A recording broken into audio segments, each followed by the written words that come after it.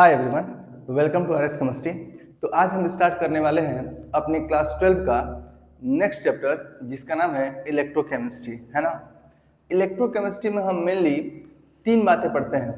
पहला होता है इलेक्ट्रोकेमिकल सेल, दूसरा होता है कंडक्टेंस और तीसरी बात होती है क्या, इलेक्ट्रोलिटिक सेल, है ना। तो हम सबसे पहले स्टार्ट करेंगे इलेक्ट्रोकेमिकल सेल से, है ना। तो ये आपको दिखाई दे रहा होगा, मैंने लिखा है क्या, चैप्टर 2 इलेक्ट्रोकेमिस्ट्री। तो मैंने बताया कि इस इलेक्ट्रोकेमिस्ट्री नाम के चैप्टर में मेनली तीन बातें पढ़ते हैं। एक होता है इलेक्ट्रोकेमिकल सेल, एक होता है कंडक्टेंस और एक होता है क्या, इलेक्ट्रोलिटिक सेल।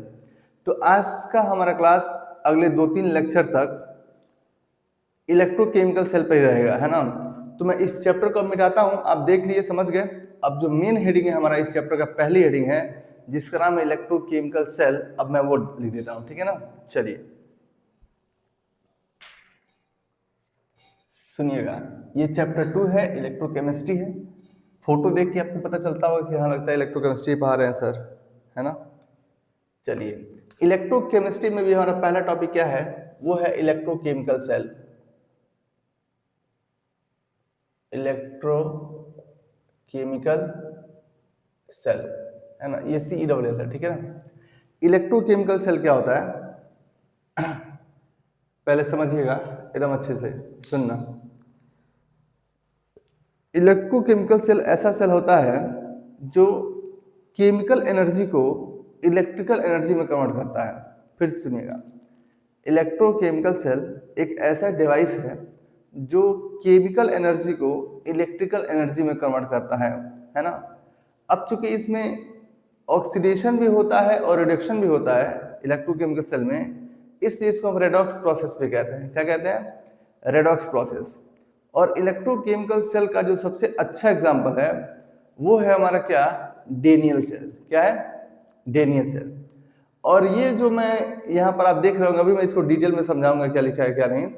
जो भी मैंने यहाँ पर इलेक्ट्रोलाइट लिया है, इलेक्ट्रोड लिया है, पता नहीं क्या लिया है, आप देख ही रहे होंगे। यहाँ पर जिंक सल्फेट का इलेक्ट्रोलाइट लिया है, यहाँ पर कॉपर सल्फेट के सोल्यूशन का इलेक्ट्रोलाइट लिया है, यहाँ पर जिंक इलेक्ट्रोड है, यहाँ पर कॉपर मेटल का इलेक्ट्रोड है। तो अगर ये जो कंसंट्रेशन है ना, जितने भी इसमें स्पीसीज का मैंने इस्तेमाल किया है, जिसका ऑक्सीडेशन हो रहा है उसका या फिर जिसका रिडक्शन हो रहा है उसका, अगर उन सबका कंसंट्रेशन यूनिटी हो जाए, मतलब 1 के इक्वल हो जाए, 1 मोलर हो जाए, 1 मोल पर सेकंड पर लीटर हो जाए, तो हम इसका एक दूसरा नाम देते हैं जिसका नाम है गैल्वेनिक सेल या फिर वोल्टेइक सेल, है ना। तो डेनियल सेल को ही गैल्वेनिक सेल या फिर वोल्टेइक सेल भी कहते हैं, ठीक। तो आप एक लाइन लिख लीजिए, मैं कहाँ लिखूं, यही लिख देता हूं। चलिए, ठीक है ना, देखना मैं इसी में ऐसे ऐसे लिख रहा हूँ, ठीक है, आप समझ लीजिएगा, क्योंकि मैं इसको मिटाना नहीं चाहता हूँ। अभी मैंने इसको बिल्कुल भी एक्सप्लेन नहीं किया है, समझ रहे हैं ना। आप बिल्कुल चिंता मत कीजिए, अभी मैं इसको समझाऊंगा। पहले इसका डेफिनेशन लिखते हैं 2 लाइन, है ना, सुनना। क्या लिखेंगे भाई, एक मिनट को जरा मुझे पिन बदलने दो।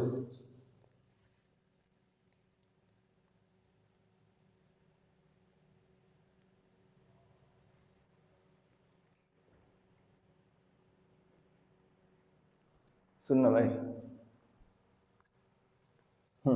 इलेक्ट्रोकेमिकल सेल में क्या लिखेंगे, लिखेंगे it is a device which converts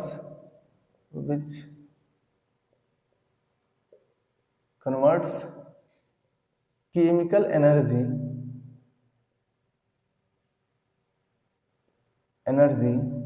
into electrical energy, है ना। देखना, अभी मैं इन सारी बातों को मिटाऊंगा, ठीक है। पहले मैं यहाँ से एक घेरा बना देता हूँ ताकि आपको पता चले कि ये कहानी इधर की है और ये इधर की है ना। अभी इन सबको मैं मिटाऊंगा साफ साफ दिखने के लिए, ठीक है ना। हाँ, तो लिखा मैंने, it is a device which converts chemical energy into electrical energy, है ना। यह एक ऐसा डिवाइस है जो केमिकल एनर्जी को इलेक्ट्रिकल एनर्जी में कन्वर्ट करता है, ठीक है ना। अब यह एक रेडॉक्स प्रोसेस है, क्योंकि इसमें ऑक्सीडेशन भी होता है और रिडक्शन भी होता है। आपको मैं रेडॉक्स रिएक्शन का चैप्टर पढ़ाऊंगा, आपको नहीं, क्लास 11th वालों को, उसमें लिखा है रेडॉक्स रिएक्शन किसे कहते हैं चैप्टर में। तो रेडॉक्स रिएक्शन आप थोड़ा बहुत क्लास 10th में भी पढ़ के आए थे, चैप्टर 1 में ही पढ़ के आए थे, क्लास 10th के केमिस्ट्री के चैप्टर 1 में लास्ट में लिखा है ऑक्सीडेशन और रिडक्शन क्या होता है। फिर एक एग्जाम्पल दिया है जिसमें देखा गया है कि उसमें ऑक्सीडेशन भी हो रहा है और रिडक्शन भी हो रहा है, इसलिए उसमें लिख दिया गया है एक डेफिनेशन छोटा सा कि ऐसा रिएक्शन जिसमें ऑक्सीडेशन भी होता हो और रिडक्शन भी होता है उसे हम कहते हैं क्या, रेडॉक्स रिएक्शन, है ना। तो यह एक रेडॉक्स प्रोसेस है क्योंकि इसमें इस प्रोसेस में ऑक्सीडेशन भी हो रहा है और रिडक्शन भी हो रहा है। वो कैसे हो रहा है अभी मैं समझाऊंगा, ठीक है ना। पहले इसका डेफिनेशन लिख लेते हैं। तो it is a redox process, it is a redox process because both oxidation and reduction, क्या मैं रिडक्शन को चलो छोड़ो पूरा लिख देता हूँ, both oxidation and reduction take place simultaneously लिख लीजिए, ठीक है ना। उसके बाद एक बात और कहना था कि इसको हम वोल्टेइक सेल भी कहते हैं और गैल्वेनिक सेल भी कहते हैं। It is also known as galvanic cell और voltaic cell, है ना। बस इतना लिखना था, ठीक है। याद रखिएगा इसे हम गैल्वेनिक सेल और वोल्टेइक सेल कहते हैं, लेकिन कब कहेंगे, जब Zn2+ आयन का और कॉपर 2+ आयन का कंसंट्रेशन क्या हो जाए, 1 हो जाए, 1 मोलर हो जाए, ठीक है ना, मतलब यूनिटी हो जाए, तब कहेंगे क्या, इसे हम गैल्वेनिक सेल या फिर क्या, वोल्टेइक सेल। इसका सबसे ये जो मैंने ये जो सेल बनाया है वो इसका नाम है डेनियल सेल। क्या नाम है, डेनियल सेल। अभी मैं इसको समझाऊंगा, मैं इसको मिटाऊंगा अभी, ठीक है ना, क्योंकि ये बहुत भद्दा दिख रहा है ना, ये मिटा दूंगा तो साफ साफ दिखेगा। पहले तुम ये डेफिनेशन छापो, नोट डाउन करो, फिर मैं इसको आगे बढ़ता हूँ, ठीक है ना। करो, मेरे सामने लिखो, फिर मैं इसको मिटाता हूँ। हाँ देखना मैंने मिटा दिया है, ठीक है ना। सुनना, मैंने बस इसलिए मिटा दिया था क्योंकि भद्दा दिख रहा था। आपने डेफिनेशन लिख लिया होगा, मुझे उम्मीद है एकदम अच्छे से। आप वीडियो को पॉज करके भी लिख सकते थे, ठीक है, सुनिएगा। हाँ सुनना भाई, अब मैं इसको एक्सप्लेन कर रहा हूँ। देखो ये क्या है, पहले मैं बताता हूँ ये क्या क्या है। ये है ये कि मैंने एक कंटेनर लिया है, ऐसे देख रहे हो तुम, एक और कंटेनर या 2 कंटेनर लिया है। एक कंटेनर में मैंने जिंक सल्फेट सोल्यूशन डाल रखा है जो कि इलेक्ट्रोलाइट है हमारा जिंक सल्फेट, और दूसरे कंटेनर में मैंने लिखा है कॉपर सल्फेट का सोल्यूशन। आप यहाँ पर देख रहे होंगे Zn2+ का जो कंसंट्रेशन है वो ग्रेटर देन SO4 है। ये ऐसे लिखना नहीं चाहिए, लेकिन मैंने बस आपको समझाने के लिए ऐसे लिखा है। ये क्या क्यों ऐसा हो रहा है अभी मैं बताऊंगा, ठीक है ना। और यहाँ पर कॉपर सल्फेट का कंसंट्रेशन कम है, किससे, सल्फेट आयन से। कॉपर 2+ का कंसंट्रेशन क्या है, सल्फेट आयन से थोड़ा कम है। अभी मैं उसके बारे में चर्चा करूंगा। ये देखो, ये जो जिंक इलेक्ट्रोड लिखा है मैंने, इसको हम एनोड कहते हैं। क्या कहते हैं, एनोड। अब ये क्यों कहते हैं अभी मैं समझाऊंगा। फिर ये ऑक्सीडेशन इस पर होता है, ये क्या, नेगेटिव चार्ज लिखा है मैंने। ये कैथोड लिखा है मैंने, ये रिडक्शन लिखा है, और ये लिखा है पॉजिटिव चार्ज। ये कॉपर लिखा है, ये प्लस साइन है, यहाँ पर जिंक लिखा है, ये माइनस साइन है। ये देखो इलेक्ट्रॉन, ये जो एरो दिखाया है ना, ये इलेक्ट्रॉन का मूवमेंट है कि इलेक्ट्रॉन जो है वो एनोड से कैथोड की तरफ जा रहा है। यहाँ पर मैंने एक वोल्टमीटर लगा रखा है ना। ये जो मैंने ऐसे बनाया है, देखो ये एक नली है, दिखाई दे रहा है, ऐसे ऐसे ऐसे ऐसे ऐसे ऐसे ऐसे, है ना। ये जो है इसका नाम है क्या, साल्ट ब्रिज। क्या नाम है, साल्ट ब्रिज। देखो मैंने लिखा है यहाँ पर, ठीक है ना। ये साल्ट ब्रिज क्या होता है अभी मैं सब समझाऊंगा, अभी मैं बस बता रहा हूँ कि कौन क्या क्या है। मुझे उम्मीद है कि फोटो बना लिया होगा, अगर नहीं बनाया होगा तो बनाओ। देखो ये लिखा है साल्ट ब्रिज, ठीक है। साल्ट ब्रिज किसका किसका हो सकता है मैं बता रहा हूँ। यहाँ लिखा है KCl, KNO3, मतलब पोटेशियम नाइट्रेट, ये है पोटेशियम क्लोराइड, ये है अमोनियम नाइट्रेट, ये है क्या, अमोनियम क्लोराइड, NH4NO3 NH4Cl। ये सब इतना सब कुछ है, ठीक है ना।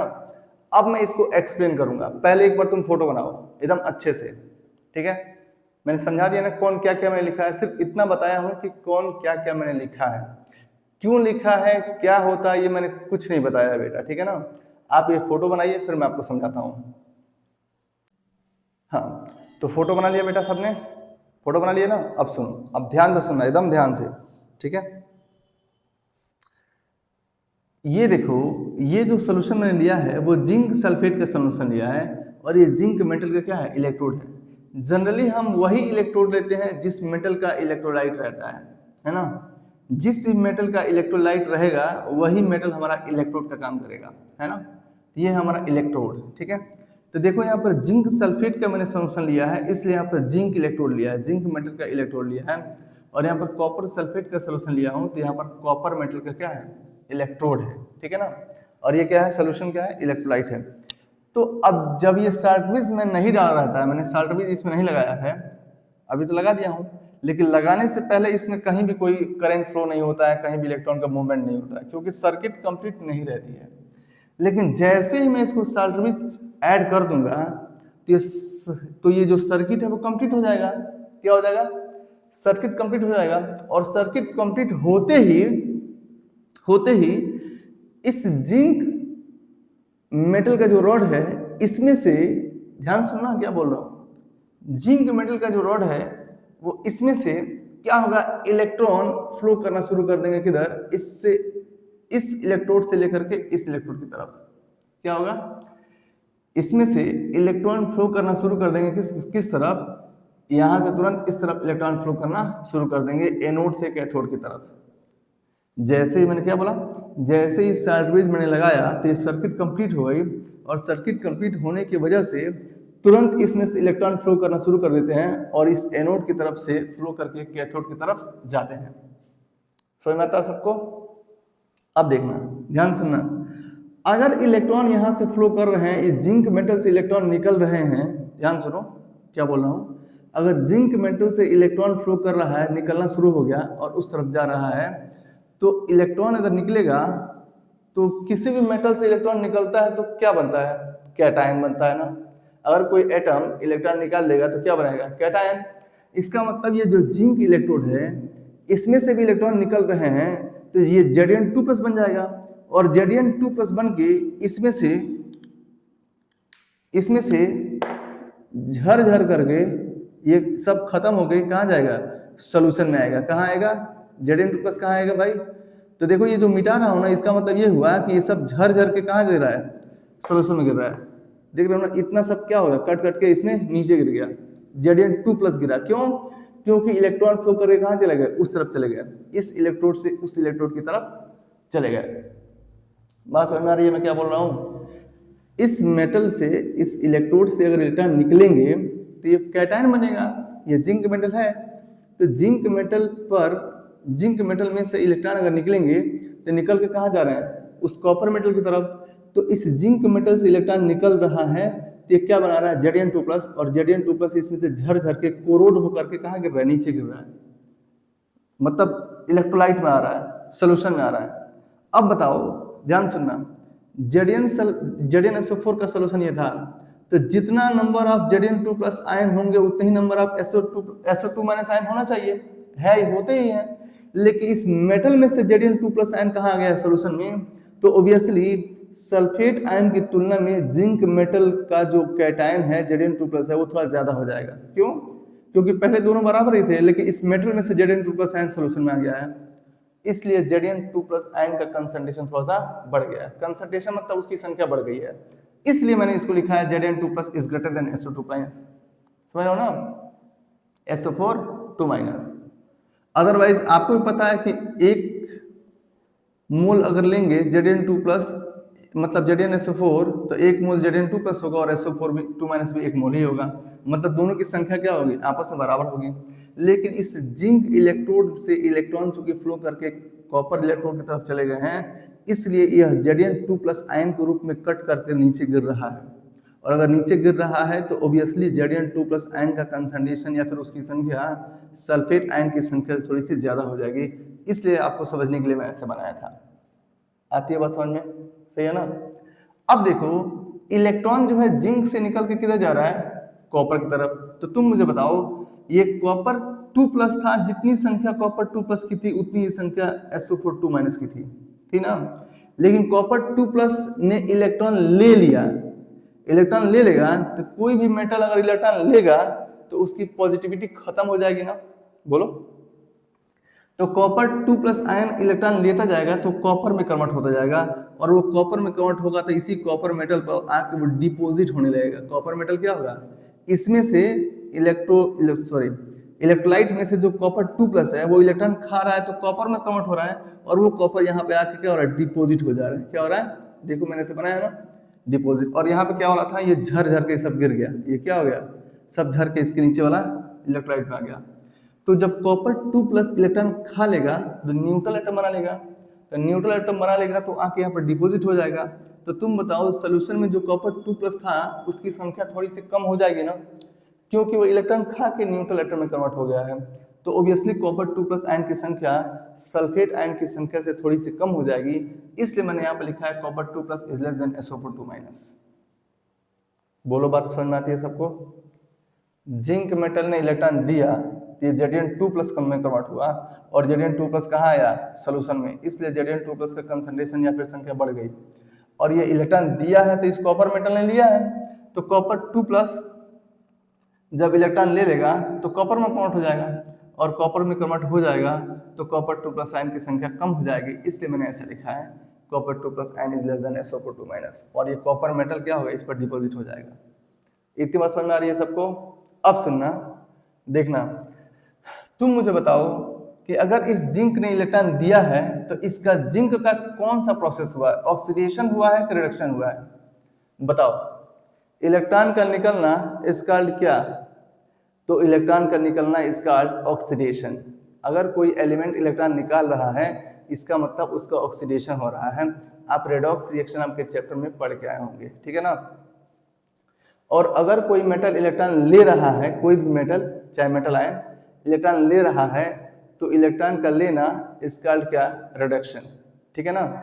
इलेक्ट्रॉन का देना इज कॉल्ड ऑक्सीडेशन और इलेक्ट्रॉन का लेना इज कॉल्ड रिडक्शन। तो तुम बताओ ये जो Zn है, कहाँ लिखूं मैं, है ना, देखो कहाँ लिखूं, यहाँ लिखता हूँ। Zn है, उसने क्या किया, रुको कलर चेंज कर देता हूँ ताकि आपको समझ में आएगा। ये जो Zn है उसने क्या किया, इलेक्ट्रॉन निकाल करके 2 इलेक्ट्रॉन निकाला और किस में कन्वर्ट हो गया, Zn2 प्लस आयन में, है ना। और ये कॉपर क्या कर रहा है, यहाँ पर कॉपर 2 प्लस जो है उसी 2 इलेक्ट्रॉनों को ले करके न्यूट्रल एटम में कन्वर्ट हो जा रहा है कॉपर में, है ना।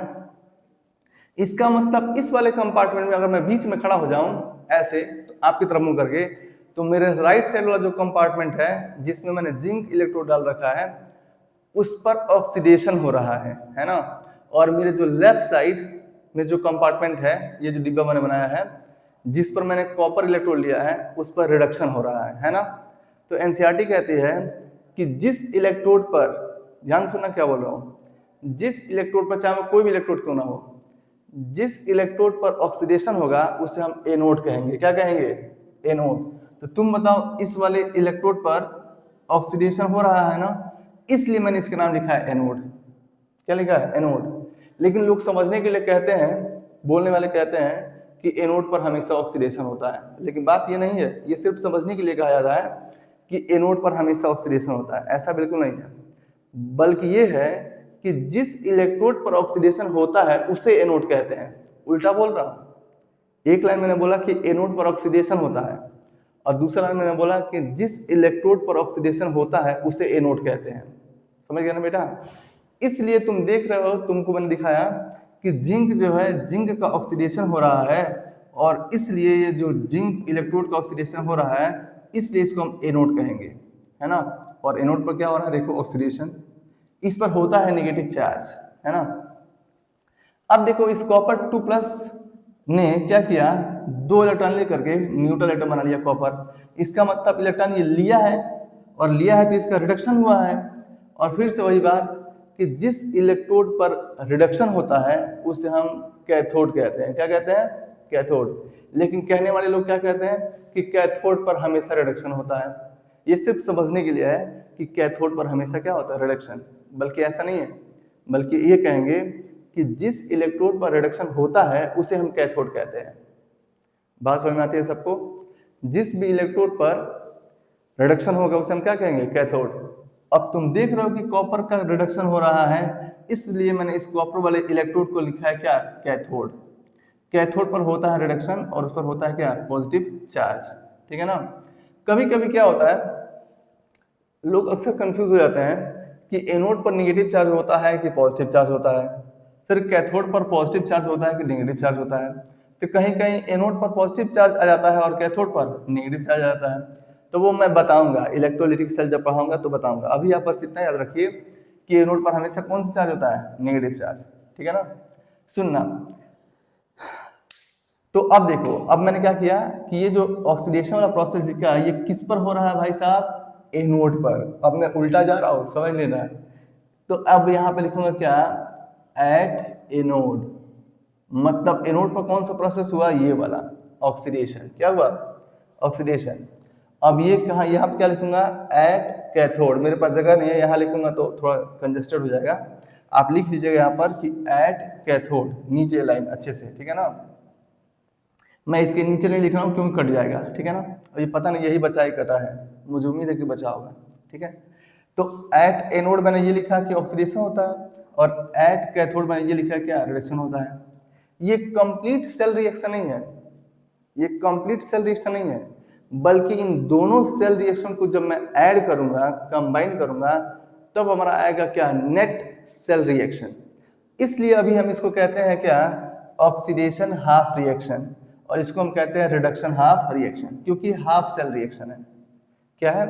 हाफ सेल रिएक्शन है, इसलिए इसको हम कहते हैं ऑक्सीडेशन हाफ रिएक्शन। कहाँ लिखूं? चलो यहाँ लिख देता हूँ नीचे, देखता हूँ बचा है कटा है। ऑक्सीडेशन हाफ रिएक्शन को मैं शॉर्ट में ऐसे लिख दूं। ठीक है?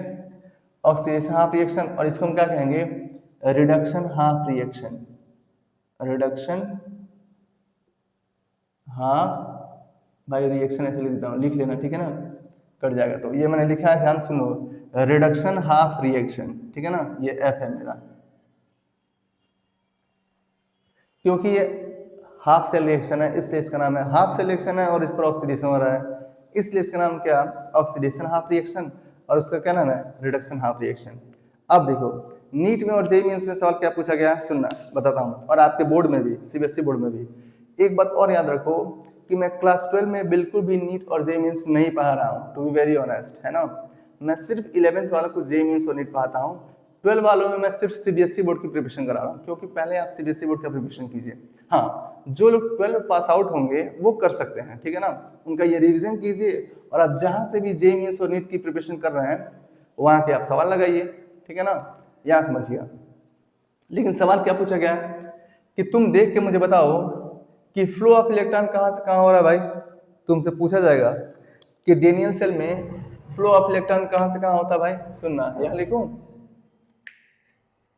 Flow of electron, flow of electron कहाँ से कहाँ हो रहा है, तो तुम देख रहे हो एनोड से किसके तरफ? कैथोड की तरफ।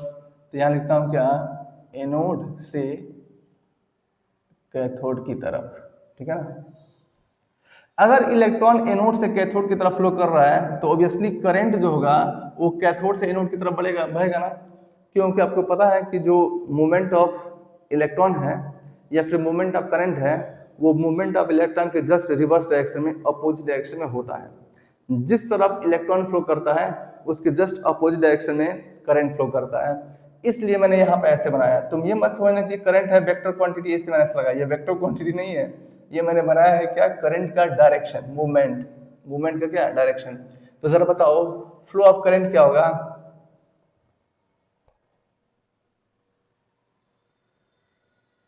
फ्लो ऑफ करंट क्या होगा बेटा? फ्लो ऑफ करंट होगा हमारा क्या?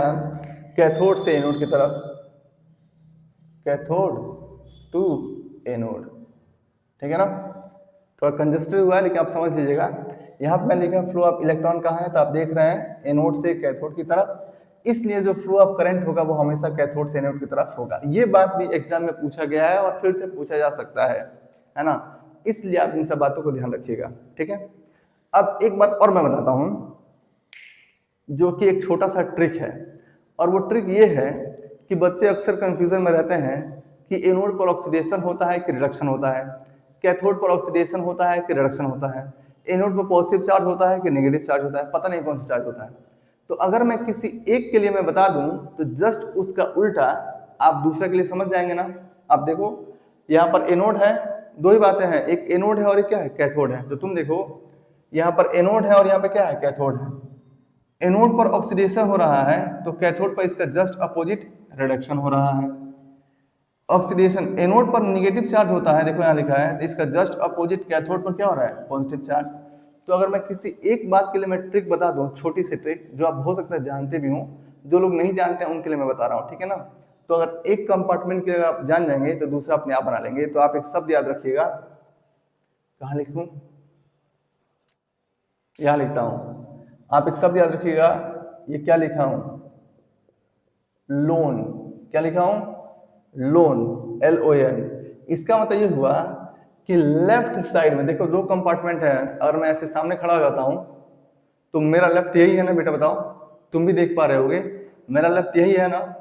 तो लेफ्ट साइड में होता है, लेफ्ट वाले इलेक्ट्रोड पर होता है ऑक्सीडेशन। ये लेफ्ट वाले पर क्या होता है, ऑक्सीडेशन, दिखाई दे रहा है, ये देखो यहाँ पर लेफ्ट वाले पर होता है ऑक्सीडेशन, और जिस इलेक्ट्रोड पर ऑक्सीडेशन होता है उसे हम कहते हैं एनोड। क्या कहते हैं, एनोड। और एनोड पर होता है क्या, निगेटिव चार्ज, इसलिए मैंने एन लिखा है। समझ में आता है सबको। आप लोन शब्द याद रखिए, लोन का मतलब होता है क्या, कि लेफ्ट वाले इलेक्ट्रोड पर होता है ऑक्सीडेशन, और जिस इलेक्ट्रोड पर ऑक्सीडेशन होता है उसे हम कहते हैं एनोड, और एनोड पर हमेशा नेगेटिव चार्ज होता है, इसलिए लोन शब्द लिखा है। अगर आप ये शब्द याद रख लेंगे तो इसका जस्ट उल्टा कैथोड वाला आप कर लेंगे, ठीक है ना। तो तुम देखो इस छोटी सी बात पर मैंने इतना बड़ा लेक्चर दे दिया है ना। इसमें जो भी मैंने बोला है या फिर जो कुछ भी मैंने लिखा है और जो भी मैं बार बार बोल रहा हूँ कि एनोड पर ऑक्सीडेशन होता है, उस पर नेगेटिव चार्ज होता है, और याद कराने की जो ट्रिक दिया हूँ ये बहुत इंपॉर्टेंट है। ये मैंने ऐसे ही नहीं दे दिया, इसका मतलब है अब इस चैप्टर में जैसे जैसे हम आगे बढ़ेंगे इन सबका मतलब यूज में आएगा।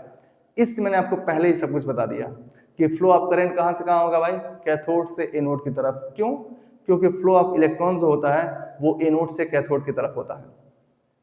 एनोड पर हमेशा एनोड पर ऑक्सीडेशन होता है। अब मैं उल्टा ही बोलूंगा, ठीक है ना, समझने के लिए। हालांकि क्या होना चाहिए कि जिस इलेक्ट्रोड पर ऑक्सीडेशन होता है उसे एनोड कहते हैं, लेकिन अब मैं उल्टा बोल रहा हूँ कि एनोड पर ऑक्सीडेशन होता है, उस पर नेगेटिव चार्ज होता है, कैथोड पर रिडक्शन होता है, उस पर पॉजिटिव चार्ज होता है, ठीक है ना। अब ये रिएक्शन मैंने लिख दिया कि एनोड पर कौन सी रिएक्शन होगी और कैथोड पर कौन सी रिएक्शन होगी। अब मैं इसे मिटाऊंगा, ठीक है ना, और मिटाने के बाद अब फिर से सिस्टमेटिक में मैं अब रिएक्शंस लिखूंगा और सेल को रिप्रेजेंट करने का सलीका सिखाऊंगा, ठीक। तो आप इतना नोट डाउन कीजिए, फिर मैं आगे बढ़ता हूँ, ठीक है ना। देखो हाँ, तो अगली बात सुनिएगा। अगली बात ये है, हमने क्या पढ़ा कि आपने फोटो जब देखा था, फोटो को मन में रखिएगा, अपने कॉपी में नोट किया होगा, मैं उसी के आधार पर आगे बढ़ूंगा, ठीक है ना। क्योंकि फोटो जो है बहुत कंजस्टेड करा रहा था, लेकिन मैंने फोटो को एक्सप्लेन कर दिया। एक चीज मैंने नहीं बताया फोटो के अंदर, यहाँ पर ऐसे बनाया था ना, साल्ट ब्रिज लिखा था, KNO3 KCl NH4 NO3 ऐसे कुछ लिखा था ना। अभी मैं उसके बारे में बताऊंगा कि उसका क्या काम है, ठीक है ना। पहले आगे बढ़ते हैं, सुनिएगा। आपने देखा कि एट एनोड पर कौन सी रिएक्शन हुई, तो भाई साहब जो जिंक था ना वो 2 इलेक्ट्रॉन निकाल करके Zn2+ आयन में कन्वर्ट हो जा रहा था, और इसी को मैं बोला कि ये है oxidation half reaction, oxidation half reaction. देखना मैंने ऑक्सीडेशन को शॉर्ट में लिख दिया है, आप भी ऐसे लिखते होंगे, है ना। फिर आप पूरा लिखिएगा। एट कैथोड पे मैंने क्या कहा भाई साहब, कैथोड पे बोला ये जो कॉपर 2+ था वो क्या किया, 2 इलेक्ट्रॉन ले करके कॉपर मेटल में कन्वर्ट हो गया, है ना। इसमें कन्वर्ट हो गया कॉपर मेटल में, तो इस कॉपर का तो रिडक्शन हो गया ना, क्योंकि इसने इलेक्ट्रॉन ले लिया, तो इसलिए इसका नाम होगा क्या, reduction half reaction, half reaction, है ना। तो जो नेट सेल रिएक्शन है वो इन दोनों इक्वेशन को, दोनों रिएक्शन को हम ऐड करेंगे तब हमारा आएगा। इसका मतलब नेट सेल रिएक्शन क्या लिखेंगे भाई साहब, नेट सेल रिएक्शन, जो कंप्लीट सेल रिएक्शन है वो क्या है, तो इन दोनों को ऐड करना पाएगा। तो ऐड करो, कैसे करोगे, देखो लेफ्ट हैंड साइड वाला लेफ्ट हैंड साइड में ऐड होगा और राइट हैंड साइड वाला राइट हैंड साइड में। तो तुम मुझे बताओ, अगर लेफ्ट हैंड साइड वाला ऐड करेंगे तो आएगा क्या, Zn plus copper 2 plus plus ये 2 इलेक्ट्रॉन्स आएंगे ना बेटा, बताओ। फिर क्या आएगा इधर देखो, Zn 2 प्लस और प्लस क्या कॉपर और प्लस क्या ये 2 इलेक्ट्रॉन, 2 इलेक्ट्रॉन वाला यहाँ आ गया। चलो आगे पीछे हो गया, कोई बात नहीं, लेकिन आपको समझने के लिए मैं फिर से आगे पीछे के उस सीक्वेंस बदल देता हूँ। ऐसे देखो Zn 2 plus plus 2 electron plus copper, तो ऐसे आएगा। अब देखो 2 इलेक्ट्रॉन इस साइड भी है और 2 इलेक्ट्रॉन इस साइड भी है, तो ये कैंसिल हो जाएंगे ना बेटा, बताओ। तो इसको मैं खत्म कर देता हूँ, ये खत्म हो गया। तो फाइनली हमारा क्या बचा, वो बचा क्या, Zn plus copper 2 plus is equal to Zn 2 plus plus क्या कॉपर, यही बचेगा ना, बताओ। अब जरा तुम मुझे बताओ, अगर मैं कहूँ कि बताओ यहाँ से यहाँ तक कौन सा प्रोसेस हुआ है, तो तुम कहोगे सर इस Zn ने 2 इलेक्ट्रॉन निकाला होगा तभी ये Zn 2 प्लस में गया होगा। इसका मतलब ये हुआ कि पक्का है इस जिंक का ऑक्सीडेशन हो रहा है। तो मैं यहाँ लिख दूंगा क्या, ऑक्सीडेशन लिखूंगा ना बेटा, बताओ फिर से बताओ। अब बताना कि यहाँ से कहाँ लिखूँ भाई, चलो यहाँ से यहाँ तक क्या हो रहा है, तो सर इस कॉपर 2 प्लस ने पक्का 2 इलेक्ट्रॉन खाया होगा, लिया होगा, तभी ये कॉपर न्यूट्रल में कन्वर्ट हुआ होगा। इसका मतलब पक्का इसका इस कॉपर 2 प्लस का रिडक्शन हो रहा है ना। क्या हो रहा है, रिडक्शन को मैंने शॉर्ट में लिखा है, समझ गया ना, रिडक्शन हो रहा है। तो तुम देख रहे हो कि इस रिएक्शन में ऑक्सीडेशन भी हो रहा है और रिडक्शन भी हो रहा है। तो ऐसा रिएक्शन जिसमें ऑक्सीडेशन भी होता है और रिडक्शन भी होता है उसे हम रेडॉक्स रिएक्शन कहते हैं ना। इसलिए मैंने पहले ही कहा था कि जो हमारा डेनियल सेल है, जो ये बनाया था ना, वो डेनियल सेल था। ये सब डेनियल सेल के रिएक्शंस हैं, याद रखो। तो जो हमारा डेनियल सेल है वो कैसा प्रोसेस वाला है, तो रेडॉक्स प्रोसेस वाला है। इसलिए मैंने वहां पर लिखा था कि it is a redox process because both oxidation and reduction take place simultaneously. समझ गया ना। तो इस तरह से ये कैसा है, रेडॉक्स प्रोसेस है और ये नेट सेल रिएक्शन है, ठीक है ना। अब इसके आगे मैं फ्लो ऑफ करंट के बारे में थोड़ा लिखूंगा, जो मैं लिख चुका हूं, पहले ही बता चुका हूं, एक बार फिर लिखूंगा। इसको नोट डाउन करो, फिर मैं आगे बढ़ता हूं। हाँ, तो अगली बात है, सुनिएगा। अगला है क्या, मैंने उसी को एक्सप्लेन कर रहा हूं अभी, मैं सब ये उसी को एक्सप्लेन कर रहा हूं। किसको, डेनियल सेल को, जो मैंने फोटो बनाया था ना उसी को। आपने देखा था कि electrons flow from anode to cathode and therefore, और इसलिए क्या होगा, जो करंट होगा, current flows from cathode to anode. ये मैंने लिखा था ना बेटा, आपको ये लिखना एकदम अच्छे से, ये सब नोट्स है, प्रॉपर नोट्स है ना, ठीक है। तो उसके बाद क्या था, मैंने क्या बोला कि जो इलेक्ट्रॉन है वो एनोड से कैथोड की तरफ जा रहा है, और इसलिए जो करंट है वो हमेशा कैथोड से एनोड की तरफ बहेगा, फ्लो करेगा, आपको याद रखना है। अब ध्यान सुनना, जब ऐसा होता है ना तो एक पोटेंशियल डिफरेंस अराइज हो जाता है इलेक्ट्रोड और इलेक्ट्रोलाइट के बीच। इलेक्ट्रोड जो मैंने रॉड डाला था, और इलेक्ट्रोलाइट मतलब जिस सोल्यूशन में जाना था, जिस सोल्यूशन में भी डाला था ना, उस सोल्यूशन मतलब इलेक्ट्रोलाइट और इलेक्ट्रोड के बीच में एक जरा सा पोटेंशियल डिफरेंस अराइज हो जाता है। उस पोटेंशियल डिफरेंस का नाम है क्या, इलेक्ट्रोड पोटेंशियल। क्या नाम है, इलेक्ट्रोड पोटेंशियल। तो देखो लिखा है कि the potential difference developed between the electrode and electrolyte, electrode and electrolyte is known as क्या, इलेक्ट्रोड पोटेंशियल। इलेक्ट्रोड और इलेक्ट्रोलाइट के बीच में जो भी पोटेंशियल जनरेट हो जाता है, डेवलप हो जाता है, उसका नाम है क्या, इलेक्ट्रोड पोटेंशियल, ठीक। और अगर जितने भी स्पीसीज इस हाफ सेल रिएक्शन में इन्वॉल्व हैं, उन सबका कंसंट्रेशन 1 मोलर हो जाए, मतलब यूनिटी हो जाए, तब उस पोटेंशियल डिफरेंस का नाम होगा स्टैंडर्ड इलेक्ट्रोड पोटेंशियल। क्या नाम होगा, standard electrode potential. Standard condition का मतलब ये होता है कि concentration of all the species is unity, मतलब 1। यही बात यहाँ लिखा है, देखो, when the concentration of all the species involved in the half cell is unity, ध्यान सुनो, यूनिटी मतलब एक, कंसंट्रेशन को अगर हम मोलर के टर्म में डिफाइन करें तो 1 मोलर अगर हो जाए, then the electrode potential is known as standard electrode potential. समझ में आता है सबको? Standard electrode potential. अगर जितने भी स्पीसीज है उन सबका कंसंट्रेशन 1 मोलर हो जाए तो जो भी पोटेंशियल डिफरेंस अराइज हो रहा था जिसको हम इलेक्ट्रोड पोटेंशियल कह रहे थे, अब उससे हम इलेक्ट्रोड पोटेंशियल न कह के स्टैंडर्ड इलेक्ट्रोड पोटेंशियल कहेंगे। ठीक है ना? तो बस इसको लिखो, फिर मैं आगे बढ़ता हूँ। तो अगला है साल्टब्रिज क्या होता है, सुनिएगा। साल्टब्रिज क्या होता है ये मैं इसलिए लिख दे रहा हूँ पहले ही ना, क्योंकि वीडियो बहुत बड़ा हो जाएगा, वरना इसमें कुछ है नहीं। ठीक है ना? ये मैं लिखूंगा, इसके पहले जो लिखा था वो मैं वीडियो के दौरान ये लिखूंगा तो वीडियो बहुत लंबा चौड़ा हो जाएगा ना, जिसका कोई मतलब नहीं है, है ना? अब देखिए साल्टब्रिज क्या होता है, मैंने लिखा था ना यहाँ पे साल्टब्रिज, सुनिएगा। तो लिखा है कि salt bridge is the paste of polysaccharide such as agar agar. ये अगर अगर है ना, अगर अगर नाम देख रहे हो क्या लिखा है, अगर अगर। अगर अगर एक पॉलीसेकेराइड है, क्या है? पॉलीसेकेराइड है। और पॉलीसेकेराइड क्या होता है ये सब मैं बताऊंगा बायोमॉलिक्यूल नाम के चैप्टर में, क्लास 12 में ही, ऑर्गेनिक में, है ना? तो ये एक पॉलीसेकेराइड है अगर अगर, जिसका क्या है, पेस्ट है। पेस्ट का मतलब जानते हैं क्या होता है? Saturated solution.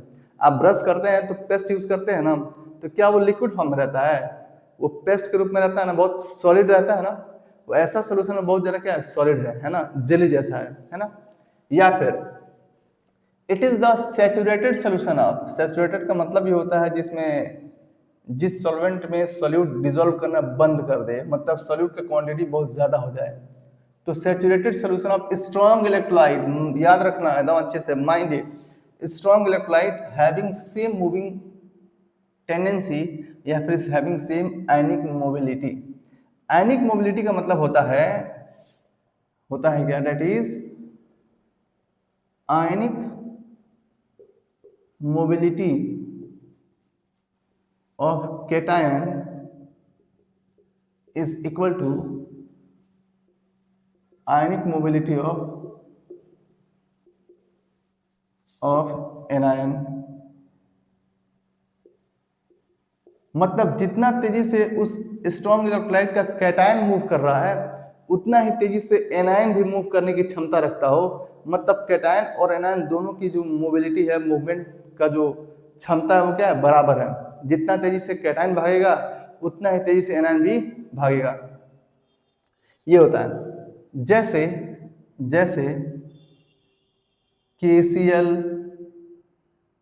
AgNO3 लिखे थे ना बेटा, बताओ, AgNO3 NH4 NO3 और क्या लिखे थे, KNO3 ETC और भी कुछ कुछ लिखे थे। ठीक है ना? ऐसे समझ लेना। ठीक, ये सब क्या है, इलेक्ट्रोलाइट्स हैं। वो भी कैसे हैं, स्ट्रॉन्ग इलेक्ट्रोलाइट्स हैं। इन्हीं सब का सैचुरेटेड सॉल्यूशन होता है क्या, साल्ट बेस। ठीक है ना? एक बात और याद रखना है, ये जो KCl है ना, जैसे इन सबको तो हम यूज कर ही सकते हैं साल्ट बेस में, लेकिन KCl को ध्यान सुनो, यहाँ पर लिखना है KCl is not used as, आप समझ लीजिएगा कि KCl जो इलेक्ट्रोलाइट है उसका हम यूज नहीं करेंगे किसके साथ, सिल्वर मेटल अगर कैथोड हो जाए या फिर एनोड हो जाए, मतलब इलेक्ट्रोलाइट इलेक्ट्रोड हो जाए, तब हम KCl का इस्तेमाल नहीं करेंगे। अगर थैलियम हो जाए तब भी हम KCl का इस्तेमाल नहीं करेंगे। अगर लेड हो जाए इलेक्ट्रोड तब भी नहीं करेंगे। और अगर हमारा मरकरी हो जाए इलेक्ट्रोड तब भी हम इस KCl का इस्तेमाल साल्टब्रिज में नहीं करेंगे। क्यों? क्योंकि ये सब के सब जो मेटल हैं इससे तुरंत रिएक्शन करके प्रेसिपिटेट बना लेंगे। क्या बना लेंगे? ये बहुत हाईली रिएक्टिव हैं। ये क्या है, इसकी खास बात ये है कि ये इन सब मेटल के साथ तुरंत रिएक्शन कर लेगा और प्रेसिपिटेट बना लेगा। तो जब प्रेसिपिटेट बना लेगा तो फिर हमारा रिएक्शन आगे कैसे बढ़ेगा? आगे नहीं बढ़ेगा, तो इसका इस्तेमाल हम नहीं करेंगे। किस केस में? अगर हमारा इलेक्ट्रोड सिल्वर हो जाए या फिर थैलियम हो जाए या फिर लेड हो जाए या फिर मरकरी हो जाए, तो इन सब इलेक्ट्रोड के केस में साल्टब्रिज में इस KCl का इस्तेमाल हम नहीं करेंगे। बाकी सबका कर सकते हैं, क्योंकि ये सब के सब इससे रिएक्शन करके तुरंत प्रेसिपिटेट बना लेते हैं, जिसका कोई मतलब नहीं रह जाएगा। तो हमारा रिएक्शन आगे नहीं बढ़ पाएगा। तो फिर इन सबको लेने का क्या मतलब है? कोई मतलब नहीं है। इसलिए याद रखना, एग्जाम में ये भी पूछा जा सकता है कि बताओ KCl जो है किस मेटल के साथ यूज नहीं करेंगे। इनमें से कोई एक दे देगा और बाकी अलग अलग मेटल दे देंगे, या फिर ये चारों मेटल दे देंगे, है ना? तब पूछेगा बताओ इन चारों मेटल के साथ किस इलेक्ट्रोलाइट का इस्तेमाल हम नहीं करेंगे साल्ट ब्रिज में, है ना। किस इलेक्ट्रोलाइट का इस्तेमाल हम साल्ट ब्रिज में नहीं करेंगे, और ये देगा ये देगा ये देगा ये देगा, चार गो है चार गो है चार गो है, इन्हीं चारों में से चारों दे देगा और एक ये भी दे देगा। तो याद रखना है KCl, KCl का इस्तेमाल हम नहीं करेंगे क्योंकि वो हाईली रिएक्टिव होता है, इससे रिएक्शन करके तुरंत प्रेसिपिटेट बना लेगा और हमारा रिएक्शन आगे नहीं बढ़ पाएगा, ठीक है ना। तो ये सारी कहानी हो गई साल्ट ब्रिज के बारे में। अब फिर मैं और आगे बढ़ता हूँ, ठीक है, इन सब इसका मतलब बताता हूँ। तो पहले मैं इसको मिटाऊंगा फिर समझाऊंगा, ठीक है ना। लिखो। हाँ बेटा, तो अगला आता है क्या, फंक्शंस ऑफ साल्ट ब्रिज। सुनिएगा क्या आता है, फंक्शंस ऑफ साल्ट ब्रिज। लिख देता हूँ, ये भी एग्जाम में पूछा गया है। फंक्शंस ऑफ, ये सब के सब CBSE बोर्ड में पूछा गया भाई साहब, ठीक है ना। साल्ट ब्रिज क्या क्या फंक्शन है भाई, तो पहला फंक्शन तो यही है कि इट मेंटेन्स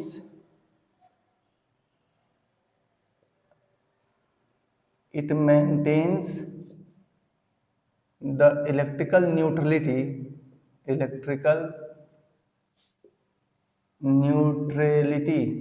कैसे लिखा जाएगा भाई, मुझे पता नहीं है, ऐसे लिखा जाएगा क्या, neutrality. It maintains the electrical neutrality of the cell. यह सेल के इलेक्ट्रिकल न्यूट्रलिटी को मेंटेन रखता है। कैसे रखता है समझाता हूँ, सुनना।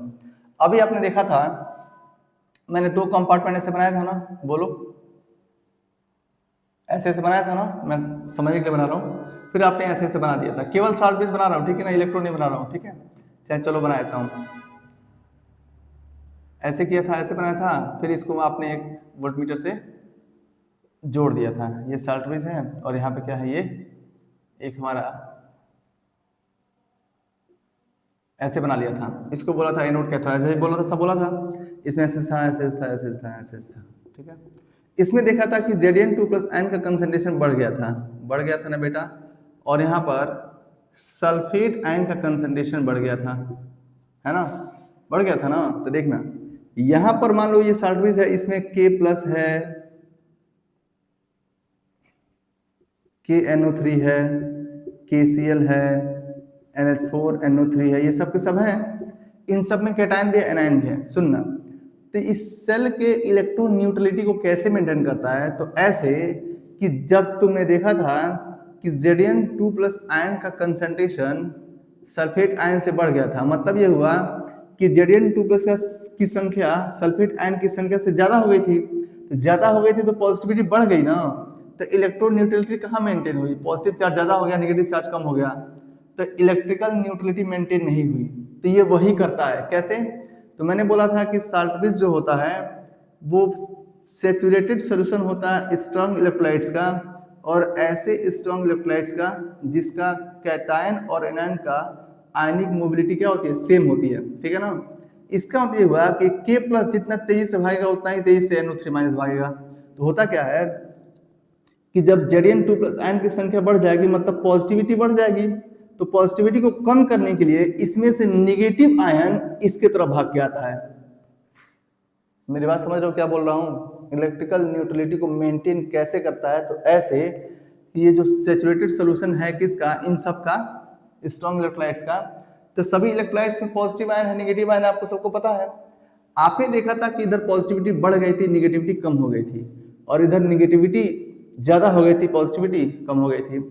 तो पॉजिटिविटी को कम करने के लिए सैचुरेटेड सॉल्यूशन से, मतलब इलेक्ट्रोलाइट से जो निगेटिव आयन है वो भाग के आता इधर, तो इसकी पॉजिटिविटी कम हो जाएगी, और इसका जो पॉजिटिव चार्ज है वो भाग के जाता है इधर, तब इसकी निगेटिविटी कम हो जाती है।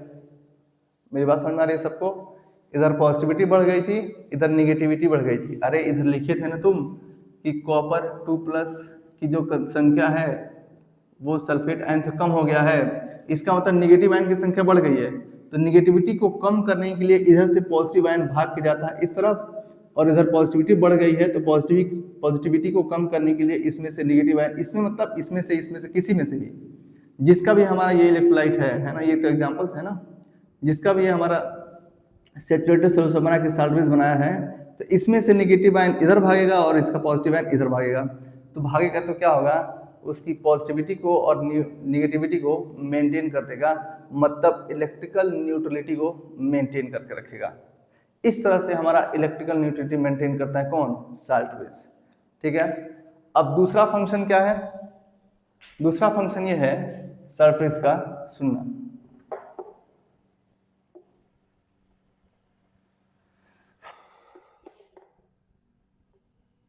एकदम अच्छे से सुनना भाई, ठीक है ना। दूसरा फंक्शन हमारा क्या है? It maintains the electrical neutrality of the cell. दूसरा है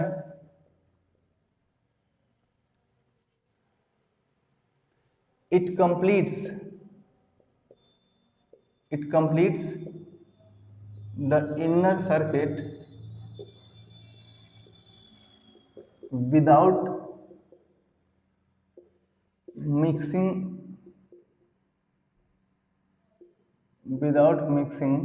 the two solutions,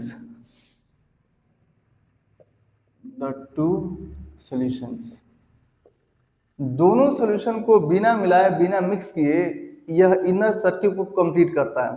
inner circuit को क्या करता है? कंप्लीट करता है। अगर साल्ट ब्रिज न रहे तो उस सेल में कोई रिएक्शन होगी नहीं, और ना ही कोई पोटेंशियल जनरेट होगा, और ना ही इलेक्ट्रिक करंट फ्लो होगा, कुछ नहीं होगा। अगर हमारा साल्ट ब्रिज न रहे तो इनर सर्किट इनकम्प्लीट हो जाएगा, और अगर इनकम्प्लीट हो जाएगा तो कोई पोटेंशियल डिफरेंस अराइज नहीं होगा, कोई करंट फ्लो नहीं होगा, कोई इलेक्ट्रॉन का फ्लो नहीं होगा। तो क्या करता है कि दोनों सॉल्यूशन को बिना मिक्स किए बिना मिलाए इनर सर्किट को कंप्लीट करता है। ऐसे ही तो मैंने क्या कर दिया था, तुमने देखा था ना, दोनों सॉल्यूशन अलग अलग थे कंपार्टमेंट में, दोनों को जब तक मिलाएंगे नहीं तब तक क्या होगा? करंट फ्लो नहीं होगा, इलेक्ट्रॉन का मूवमेंट नहीं होगा। लेकिन बिना मिलाए ही यह इनर सर्किट को क्या करता है? कंप्लीट करता है। कौन? साल्ट ब्रिज, है ना। तो यही बात लिखा है कि it completes the inner circuit without mixing the two solutions. दोनों सॉल्यूशन को बिना मिलाए इनर सर्किट को ये क्या करता है? कंप्लीट करता है ना। आप सुनिएगा, एक लास्ट बात है जो आप शायद समझ नहीं पाएंगे, लेकिन मैं फिर भी बता देता हूं। इट मिनिमाइजेज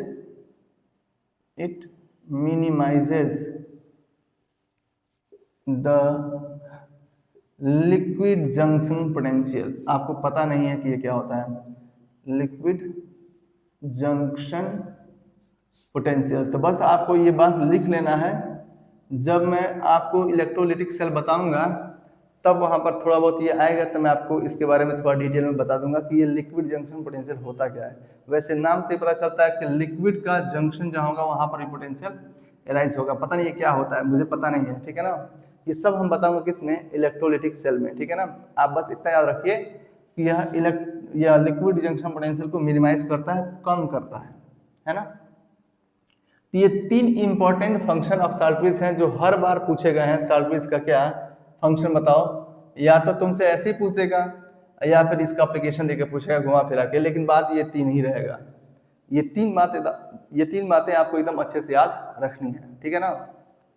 कि क्या करता है? तो ये electrical neutrality of the cell को मेंटेन करता है। दूसरा, यह दोनों सॉल्यूशन को बिना मिक्स किए इनर सर्किट को कंप्लीट करता है। और तीसरा और लास्ट ये है कि यह लिक्विड जंक्शन पोटेंशियल को क्या करता है? मिनिमाइज करता है ना। तो आप इतना नोट डाउन कीजिए, फिर मैं आगे बढ़ता हूँ, ठीक है। हाँ बेटा, तो अगला है हमारा रिप्रेजेंटेशन ऑफ सेल। सेल को हम कैसे रिप्रेजेंट करेंगे? देखो, हम बिल्कुल सीक्वेंस वाइज धीरे धीरे सीखते चल रहे हैं, है ना। आपको हर एक चीज मेरे साथ साथ सीखते चलना है और नोट्स को बार बार रिवाइज करना है, ठीक है ना। सुनिएगा, अगला हेडिंग कीजिए आप, रिप्रेजेंटेशन ऑफ सेल।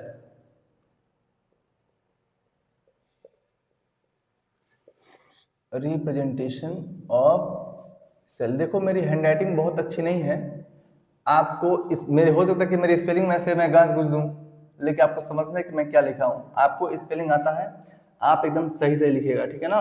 सुनिएगा, रिप्रेजेंटेशन ऑफ सेल कैसे करेंगे? तो हमको अब सेल जिसे मैं बनाया था, तो हम बार बार ये फोटो तो नहीं बनाएंगे, इतना बड़ा सा सवाल करना होगा, तो इसलिए हम उसको एक छोटा सा वे बता रहे हैं कैसे हम सेल को रिप्रेजेंट करते हैं। तो रिप्रेजेंट करने के लिए तीन बातें याद रखनी है। पहली बात क्या? इफ फेज इज सेम, तो हमको क्या यूज करना है? कॉमा लगाना है। ये कॉमा मैंने बनाया भाई, देखना, मेरा कमा बहुत गड़बड़ हो जा रहा है, आप अच्छे से बनाइएगा, ठीक है ना, ठीक है, कमा है वो। इफ फेज इज डिफरेंट, अगर फेज डिफरेंट होगा तो हम क्या यूज करेंगे, तो स्लैश, ठीक है ना। और for salt bridge, for salt bridge लिखना होगा, साल्ट ब्रिज के लिए हम क्या यूज करेंगे, डबल स्लैश। ऐसे फेज का क्या मतलब है, फेज मतलब वही सॉलिड, लिक्विड और गैस। हमारा इलेक्ट्रोड और इलेक्ट्रोलाइट का जो फेज है, मतलब दोनों सेम स्टेट में है कि नहीं, तो दोनों अगर सेम स्टेट में होंगे तो हम इस कॉमा का इस्तेमाल करेंगे। दोनों डिफरेंट स्टेट में रहेंगे तो उन दोनों को सेपरेट करने के लिए स्लैश का इस्तेमाल करेंगे, और साल्ट ब्रिज को लिखने के लिए हम डबल स्लैश का इस्तेमाल करेंगे। जैसे अगर मैं एग्जाम्पल बताऊं तो डेनियल सेल को कैसे हम रिप्रेजेंट कर सकते हैं, यहां मैं लिखता हूं क्या, Daniell cell is represented as, Daniell देखना, डेनियल का स्पेलिंग बहुत भाई कठिन है भाई, Daniell cell is represented as, Daniell cell को हम कैसे रिप्रेजेंट कर सकते हैं, तो डेनियल सेल हमारा क्या था, तो वही जिंक सल्फेट वाला और कॉपर सल्फेट वाला। उसमें तुम मुझे बताओ, क्या मैंने जिंक मेटल का इलेक्ट्रोड नहीं लिया था, बोलो, जिंक मेटल का इलेक्ट्रोड लिया था ना बेटा, जिंक मेटल का, जिंक मेटल तो मेटल है तो ऑब्वियसली वो सॉलिड स्टेट में रहेगा, है ना। और जिंक मेटल को मैंने किस इलेक्ट्रोलाइट में डाला था, तो जिंक सल्फेट में, और वो जिंक सल्फेट था, वो था ZnSO4, वो कैसा था, तो एक्वस, है ना। तो ये हो गया हमारा क्या, लेफ्ट हैंड साइड पर जो इलेक्ट्रोड है और इलेक्ट्रोलाइट है वो। तुम मुझे बताओ, जिंक क्या है, मेटल, और ये क्या, एक्वस मतलब क्या, जलीय है, पानी में इसको मैंने घोल रखा है, तो क्या इन दोनों का फेज सेम है, नहीं है ना, दोनों का फेज डिफरेंट है, इसलिए मैंने स्लैश से इन दोनों को अलग अलग किया, देख लो। इफ फेज इज डिफरेंट तो हम ये वाला इस्तेमाल करेंगे, ठीक है। इसके बाद आएगा साल्ट ब्रिज, तो साल्ट ब्रिज को हम लिखेंगे डबल स्लैश से। फिर क्या आएगा, यहां मैंने डाला था कॉपर सल्फेट का सॉल्यूशन, और कॉपर सल्फेट में मैंने डाल दिया था क्या, कॉपर मेटल का इलेक्ट्रोड। तो ये फिर से जो कॉपर सल्फेट है वो हमारा क्या है, एक्वस है, कैसा है, एक्वस है, और ये कॉपर है। तो फिर देखो ये एक्वस है और ये सॉलिड है, तो दोनों का फेज डिफरेंट है ना बेटा, डिफरेंट है, इसलिए मैंने इन दोनों को स्लैश से क्या किया है, सेपरेट किया है, अलग अलग किया है। अब देखो एक बात बताता हूं, ये है हमारा क्या, इलेक्ट्रोड है, ये क्या है, इलेक्ट्रोड है,